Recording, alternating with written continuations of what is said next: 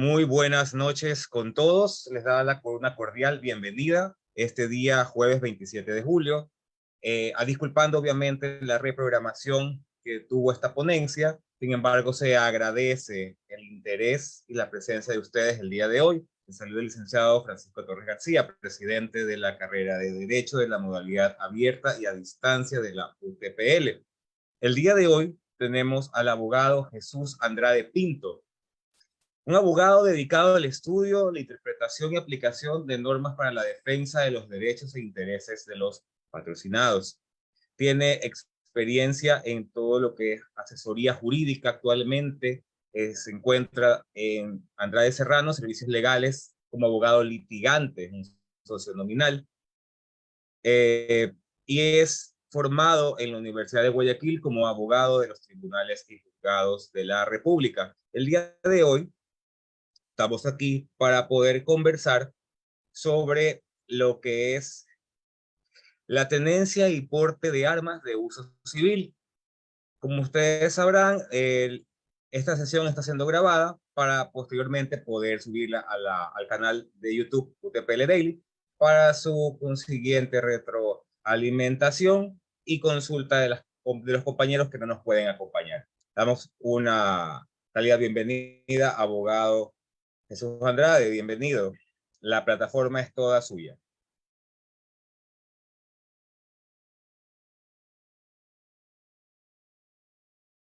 Tiene el micrófono apagado. Buenas noches, Francisco. ¿Me escuchas? ¿Nos escuchamos todos? Sí, fuerte y claro, fuerte y claro. Venga. Buenas noches con todos los presentes. Hoy, bueno, ya Francisco ha hecho mi presentación, no veo mayor mérito en decir algo adicional. El día de hoy vamos a tratar el tema de tenencia y porte de armas de uso civil. Y para tal efecto considero necesario hacer unas pequeñas definiciones conceptuales para tener mayor comprensión del tema. En este caso, las Naciones Unidas divide en dos grupos las armas convencionales y las armas de destrucción masiva. Las armas convencionales son aquellas armas que no tienen el carácter de destrucción masiva y que utilizan materiales altamente explosivos para lograr sus efectos. Las armas de destrucción masiva, por contrario, son armas que contienen materiales explosivos atómicos, armas de materiales radioactivos, armas químicas o biológicas, y cualquier arma que se pueda desarrollar en el futuro con el potencial de igualar o superar el efecto destructivo de un arma, en este caso atómica. Asimismo, se define como arma de fuego toda arma portátil que tenga cañón y que lance o esté concebida para lanzar o transformarse fácilmente en algo que pueda lanzar un balín, una bala, un proyectil, o cualquier elemento que pueda ser proyectado por medio de un cañón debido a un efecto explosivo. Y asimismo es necesario definir lo que son las municiones y los explosivos. En este caso, las municiones son cartuchos para armas pequeñas, obuses, que son proyectiles huecos, cohetes y misiles, que puedan, en este caso, proyectarse a través de la reacción química generada por la explosión de los gases productos de la pólvora. En este caso, luego de haber hecho esta definición hecha por organismos internacionales, como son las Naciones Unidas, es necesario definir de manera un poco más esencial lo que es un arma de fuego dentro de la legislación. Las armas de fuego son aquellas que utilizan la energía de los gases producidos por la deflagración de pólvora para lanzar un elemento sólido. Generalmente puede ser de material metálico, que se denomina proyectil a cierta distancia con el fin de alcanzar un objetivo.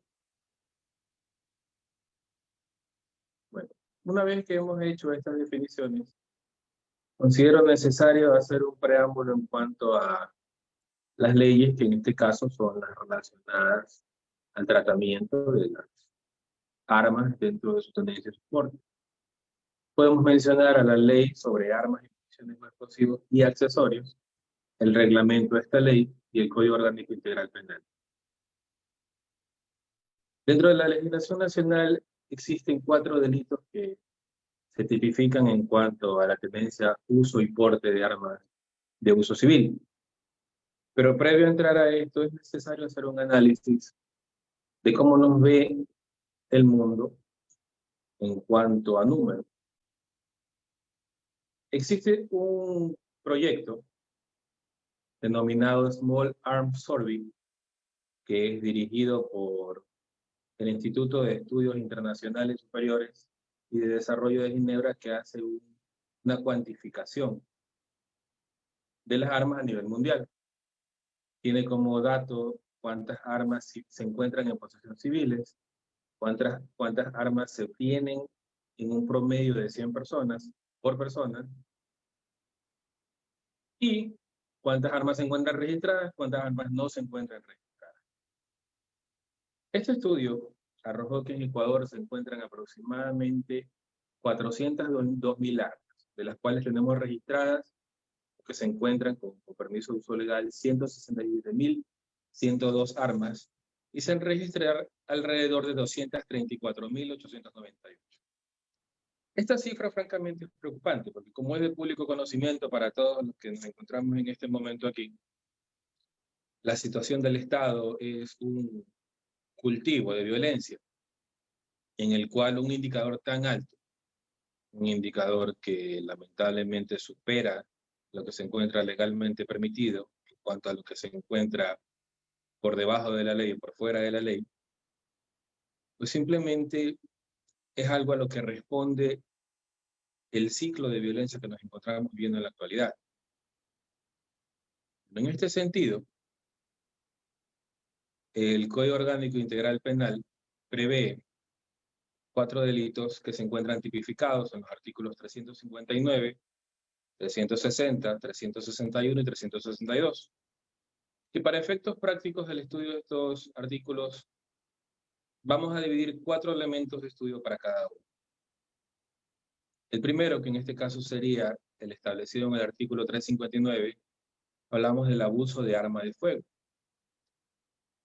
que en este caso sanciona a la persona que dispare arma de fuego en contra de otra sin herirla, siempre que este acto no constituya una tentativa, será sancionada de conformidad con la ley penal. Y tenemos algo interesante dentro de este artículo. Como verbo rector, obviamente tenemos disparar. Como elementos normativos tenemos las armas de fuego, que se encuentran determinadas en el reglamento a la ley sobre armas, municiones, explosivos y accesorios, después de los artículos 14 y siguientes. Como sujeto activo de este delito tenemos a la persona, y como sujeto pasivo tenemos a cualquier persona. En el artículo 360 tenemos a la tenencia y porte de armas, que en este caso es el artículo que define el tema central de esta pequeña intervención de mi parte. Y el Código Orgánico Integral Penal define la tenencia como el derecho de propiedad legal de un arma que puede estar en determinado lugar, en una dirección particular domiciliaria o un lugar de trabajo, para lo cual se requiere una autorización de una autoridad competente por el Estado, que es definida por las leyes que se han mencionado en anterioridad. Y el porte consiste en llevar consigo, llevar sobre uno mismo el arma de manera permanente dentro de una jurisdicción definida, para lo cual también se requiere la autorización de una autoridad competente.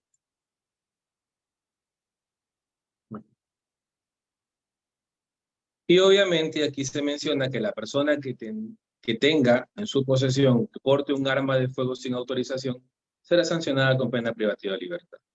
Asimismo, de este delito, de esta tipificación hecha por el Código Orgánico Integral Penal, podemos dilucidar sus verbos rectores, que son tener o portar, sus elementos normativos, que en este caso sería la definición de armas de fuego, que se encuentra contenida en el reglamento de la ley sobre armas, municiones, explosivos y accesorios en su artículo 14 y lo siguiente.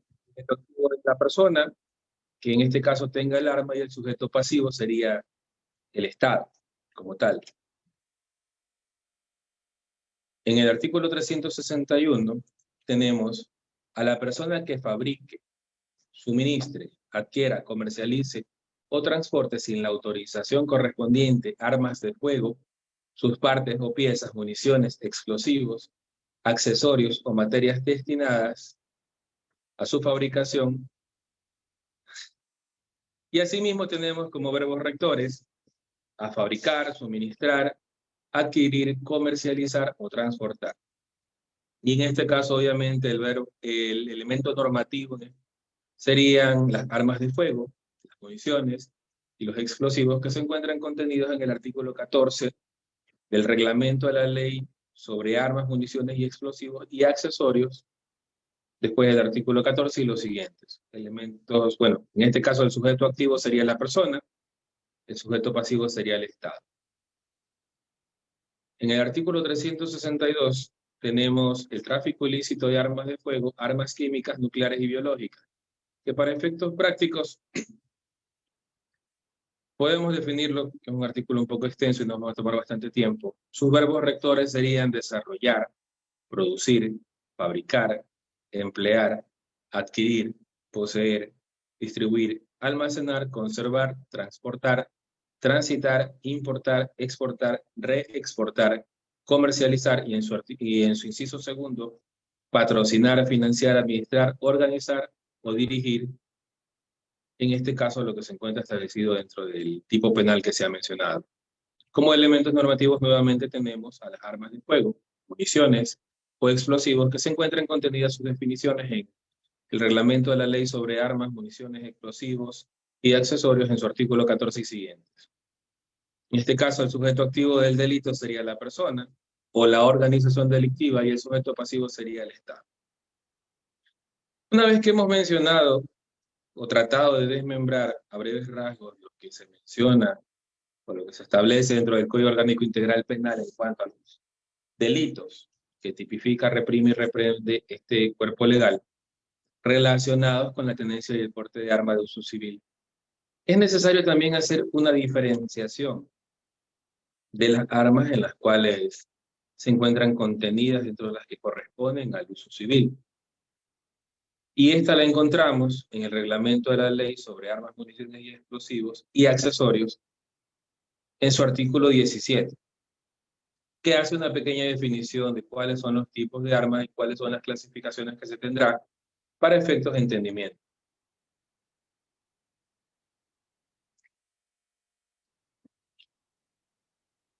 Bueno, y se define en su clasificación que las armas serán de defensa personal, de uso deportivo, para su colección, seguridad privada, seguridad móvil y seguridad fija. Hay que hacer una pequeña diferenciación también en las armas de fuego de defensa personal que se encuentran diseñadas, están en el artículo 18 de esta ley.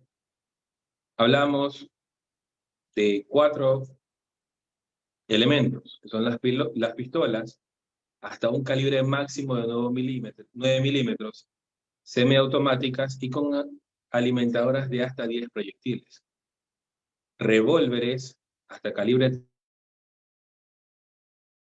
38, de calibre 10 al 410, o sus equivalentes, y otras armas que no se encuentren previstas en los literales anteriores, pero que cuenten con la autorización del Comando Conjunto de las Fuerzas Armadas para su uso. Bueno, una vez que hemos hablado de lo que se encuentra en la realidad normativa y dentro del ordenamiento jurídico nacional, tenemos que hablar de la lamentable realidad que estamos atravesando. Entonces, en este sentido, en efecto, el Estado tiene una política, tiene ley, tiene códigos orgánicos que regulan la tenencia, el porte de armas de uso civil, que lamentablemente en muchas ocasiones no se cumple, lo cual puede desatar una ola de violencia como la que estamos viviendo, y que en efecto se traduce al ejercicio libre de las organizaciones delincuenciales, su tecnificación y obviamente su armamento, que es superior en muchas ocasiones a lo que cuenta las Fuerzas Armadas, la Policía Nacional, para su ejercicio de sus funciones. Y podemos obviamente tener los ejemplos que son visibles y que son de público conocimiento, que están sucediendo en este momento. Tenemos los incidentes que suceden en la penitenciaría del Litoral, donde encontramos pabellones que tienen AK-47, mini Uzi, ametralladoras, subametralladoras, armas de corto alcance, incluso granadas personales, lo cual puede ser en cierta medida más que preocupante, porque el Estado debería tener una política criminal que permita en este caso suprimir o limitar el acceso de las personas que hacen uso de las armas de fuego para fines delictivos. Que obviamente este uso ilegal de armas de fuego va ligado con muchos otros delitos, que van desde el robo hasta el asesinato, el sicariato, y la extorsión, el secuestro extorsivo, y todos los demás que puedan devenir del uso del arma de fuego como medio para poder suprimir o someter a un ciudadano. En este caso, el presidente Guillermo Lasso, mediante el decreto ejecutivo número 707 del mes de abril del año corriente, en una suerte de intento por darle al pueblo un medio para poder protegerse, decretó que se autorizaba el uso, el porte de armas de uso civil para defensa personal a nivel nacional para las personas naturales, que obviamente deben de cumplir la ley y el reglamento sobre la ley de armas, municiones y explosivos, bajo las autorizaciones correspondientes de caso del ramo y las entidades gubernamentales a las que les corresponda otorgar este permiso. En este sentido, este intento corre una suerte de arma de doble filo, porque si bien es cierto, el Estado menciona tener un organismo que pueda regular de manera efectiva la tenencia y el uso de las armas de fuego para civiles, es mucho más cierto que nos encontramos atravesando una realidad en la que no se obedece a la ley como correspondería. Y en este sentido, como fue de público conocimiento, una vez que salió este decreto, comenzaron los ofrecimientos de permisos a precios módicos, con armas incluidas incluso, que tenían un tiempo fugaz de tramitación y que en algún momento, pues obviamente resultaban una ganga. Que los ciudadanos, en un intento de ser o de tener en su poder un medio para protegerse, intentaron adquirir un arma de uso civil, lo cual lamentablemente no se constituye como tal, como un mecanismo efectivo para poder solucionar un conflicto. Porque el tener un arma de fuego en las manos implica también una responsabilidad, que obviamente se subsana con el cumplimiento de los requisitos. El certificado de la prueba psicológica emitida por el Ministerio de Salud Pública, un certificado de destreza en el uso y manejo de armas, no haber sido sentenciado por la comisión de un delito, no encontrarse inmerso con antecedentes de violencia contra la mujer o miembros del núcleo familiar, haber superado un examen toxicológico que se da por medio del Ministerio de Salud Pública y cualquier otro requerimiento que sea impuesto en este caso por la entidad correspondiente. Y en efecto, el cumplimiento de estos recursos podría indicar que los ciudadanos se encuentran aptos para poder tener, usar y portar un arma de fuego de uso civil. Pero lamentablemente esto no asegura que todas las personas que accedan a la misma puedan hacer un uso responsable y correcto de la misma. En este sentido, como se ha evidenciado, pues obviamente el acceso público a las armas de uso civil obviamente generó un alto revuelo, no solamente social, sino también político, debido a la necesidad de opinión de todas aquellas personas que saltan a la palestra pública del Ecuador, de lo cual no creo ni considero necesario participar también. Pero, en efecto, Existen ciertas temáticas que deben de ser, por así decirlo, socializadas en cuanto a lo del permiso para uso, porte y tenencia de armas de uso civil, porque se generan muchas dudas. Entonces, si el gobierno decreta que las personas pueden acceder libremente a un permiso de tenencia y porte de armas, cual implica también su uso, ¿qué nos garantiza a los ciudadanos que estas personas puedan efectivamente hacer un uso responsable y no violento de estas armas de fuego? Y en este caso, el Estado indica que mediante sus distintos organismos, como el Ministerio de Defensa, en coordinación con el Ministerio del Interior, van a crear un sistema informático de control de armas, en el cual se podrán actualizar periódicamente, obviamente, las personas que han sido sentenciadas mediante sentencia ejecutoria condenatoria por la comisión de un delito. En este caso sería causal excluyente de los requisitos que se han mencionado con anterioridad. Personas que consten en el listado, que cuenten con antecedentes de violencia contra la mujer o miembros del núcleo familiar, permitido por la Policía Nacional y el Sistema Integrado del ECU 911,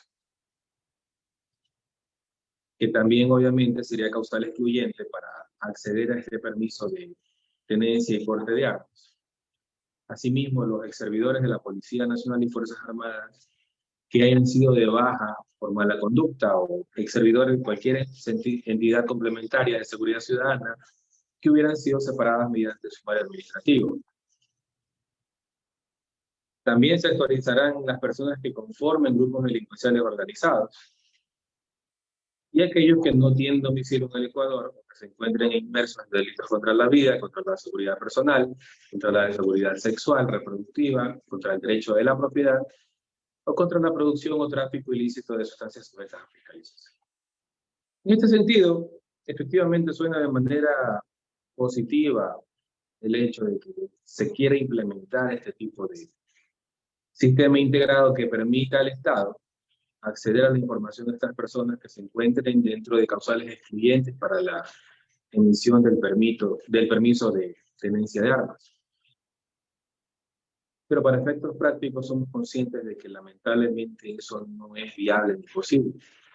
En una sociedad donde tenemos una violencia que se encuentra encarnada, difícilmente podremos removerla con más violencia, que es a lo que llamaría el libre acceso de armas al público, a discreción, a la capacidad adquisitiva de cada persona que pueda hacer el trámite para conseguir un permiso y tener un arma de uso civil en su poder. Entonces, es necesario para la sociedad hacer un análisis de este tipo de políticas o de decretos por parte del Ejecutivo, en el cual se permiten acciones que lamentablemente pueden ser, en efecto, vamos a correr con una suerte de seguridad, pero también vamos a correr con una suerte de peligro también para la sociedad, toda vez que tener un arma de fuego en nuestro poder también surte un peligro a las personas que se puedan encontrar cerca de nosotros. Entonces, en un país donde lamentablemente no se encuentra positivizado el hecho de que la regulación sea efectiva y que el Estado no tenga el aparato o los medios logísticos para controlar este lamentable fenómeno, obviamente es contraproducente hacer esto. Y eso corre netamente a suerte de comentario mío. En efecto, dentro de lo que se encuentra establecido en la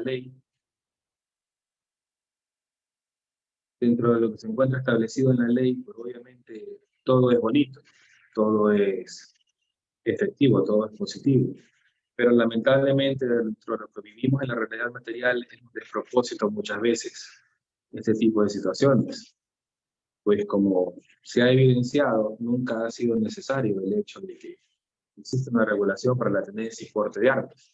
Lo que sí sería necesario es una política criminal que permita al Estado ejercer de una manera más efectiva en contra de las personas que tienen en su poder estas armas y que las utilizan para cometer sus fechorías. Me han hecho una pregunta en el foro, adicional a los requisitos que pueda establecer la ley. ¿Usted cree necesario que haya alguno adicional y de ser así, cuál sería este?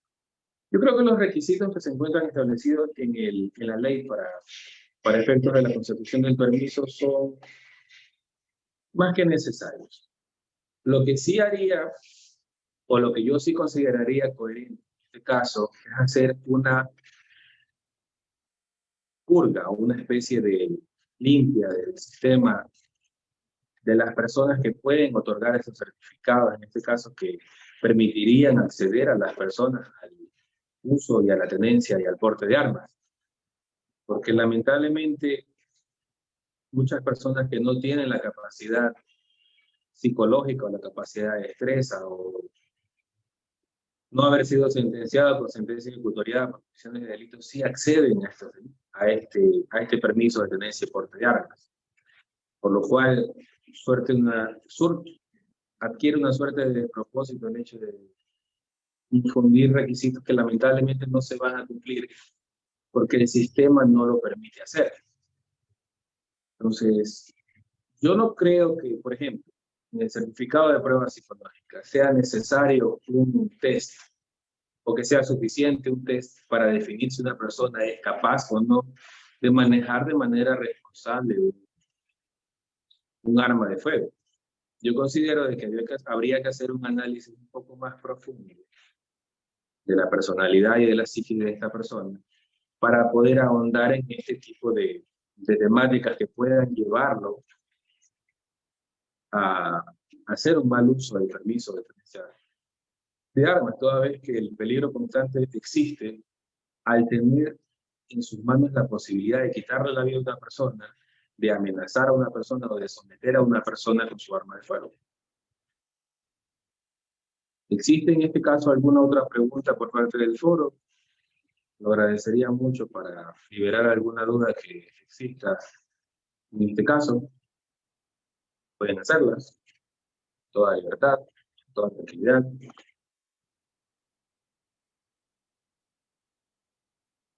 Bueno. Retomando el tema con las armas y el permiso de tenencia psicológica. Es necesario también hacer una definición de cuáles serían los tiempos, en este caso, de los permisos para tenencia y porte de armas. Para las personas naturales, tendrán una validez de 2 años, y obviamente su emisión.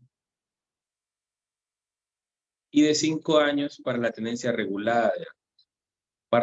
Para su renovación, las personas deberán de cumplir con lo establecido en el reglamento y en el acuerdo ministerial que se va a emitir en algún momento para este efecto. Porque efectivamente el Estado, bueno, el gobierno decretó mediante el decreto ejecutivo 707 la liberación del permiso para tenencia y porte de armas, pero la organización del aparataje para esto, de los organismos que van a intervenir en esto, se va a dar 6 meses posteriores a esta liberación de decreto.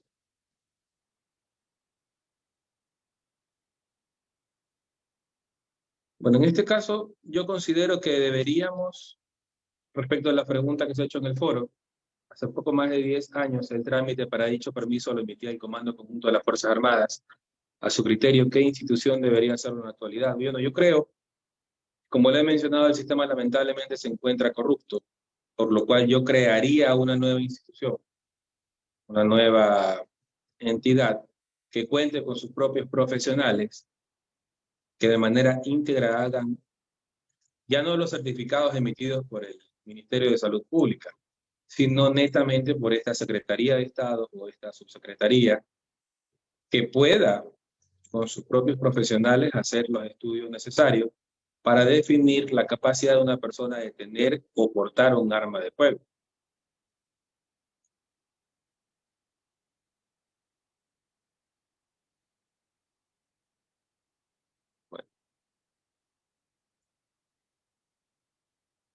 Bueno, en este caso no veo mayor necesidad de andar en el tema, toda vez que es algo bastante sencillo. la realidad que vivimos lamentablemente es la compleja. Sin embargo, el tema relacionado con la tenencia y porte de armas tiene un trámite o una definición muy sucinta, por lo que hay otra pregunta en el foro. La pretensión de que la fuerza pública haga uso de armas que son utilizadas por la delincuencia común podría crear problemas en el historial del uso de armas en un análisis de criminalística. Bueno, esta pregunta es un poco interesante, un poco más interesante. La Policía Nacional, mediante el Departamento de Criminalística, cuenta con un sistema de identificación balístico que permite en el proyectil identificar las estrías que genera el alma del cañón para poder definir que esa bala proyectada por esa arma pertenece efectivamente a esa arma. Es como una prueba de ADN realizada a una bala. Entonces, una vez que se libere, si hay la posibilidad por parte del sistema IBIS, el hecho de que se relacione una bala con un homicidio o un asesinato, efectivamente creo que sería posible que las fuerzas públicas hagan uso de las armas decomisadas de los delincuentes. Sin embargo, esto se aleja por mucho de la realidad. Lo ideal sería que si el Estado no tiene los mecanismos o los medios para adquirir armas de fuego de mayor tecnología o de mayor potencia en relación a las que tienen los delincuentes, pues los policías nacionales cuentan, si no me equivoco, con Glock 16 y Glock 17, que son un chiste comparado con una AK-47 que tiene un delincuente. Entonces, si el Estado pudiera dirigir no solamente el presupuesto que se tiene que dirigir para la compra de chalecos y medios de protección para la fuerza pública, sino también la compra de armamento que sea realmente efectivo. Porque si bien es cierto, la Glock en efecto es un arma relativamente útil. Es bastante buena en cuanto a su funcionamiento, no se traba, no tiene mayor complicación para su mantenimiento. Sin embargo, es un arma corta que para efectos prácticos no sirve en contra de la delincuencia que vivimos. Porque ya no tenemos delincuentes de cuchillos, navajas o pistolas 9 milímetros, una 38 de calibre nacional oxidada. En este momento tenemos delincuentes que cuentan con sus ametralladoras, fusiles, que lamentablemente no dejan que un arma de corto alcance pueda hacerle frente. Entonces, en este caso, si hubiera la forma de crear un mecanismo para que la fuerza pública utilice las armas de la delincuencia, sería espectacular. Pero lamentablemente no tenemos ni la infraestructura ni los organismos necesarios para poder hacer esto. Toda vez que, una vez que se han incinerado las armas, pues ya obviamente no sirven para nada. Solamente es metal y es lo que queda de las armas que se incautan o se le quitan a los delincuentes.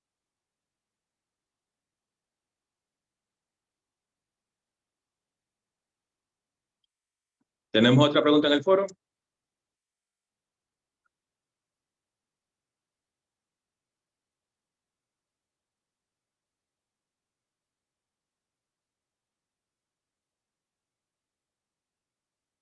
Bueno, y de ser necesario, no considero ahondar ya más en el tema porque se ha dicho lo que es estrictamente necesario.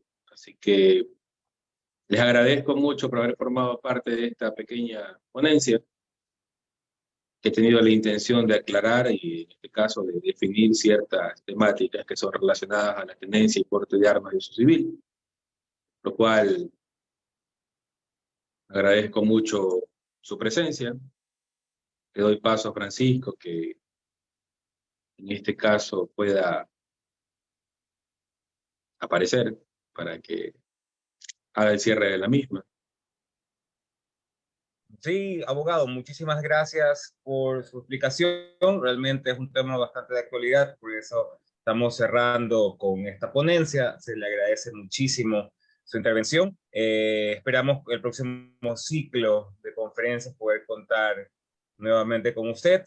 Y se recuerda a los compañeros que se encuentran en este momento conectados al Zoom y también en la plataforma de Facebook, que se ha enviado a los dos chats, Zoom y Facebook, el formulario de asistencia para que ustedes puedan, por favor, llenar, registrarse y poder gestionar la doble certificación, tanto de UTPL por asistencia y de jurisconsultos LATAM con la carga horaria. Sin más que agregar, pues, abogado, muchísimas gracias.